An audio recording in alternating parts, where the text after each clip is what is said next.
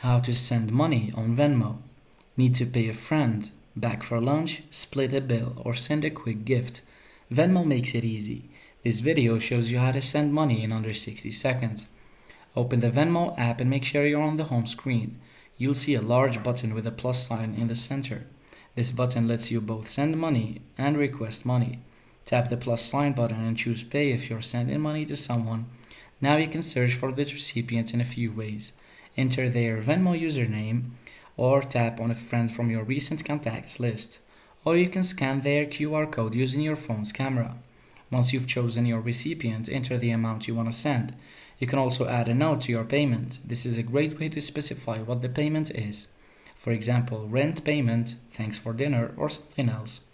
Choose your payment method from your linked bank account or debit card. Review the details of your payment, including the recipient, amount, and note. If everything looks good, tap Pay to send the money. And that's it.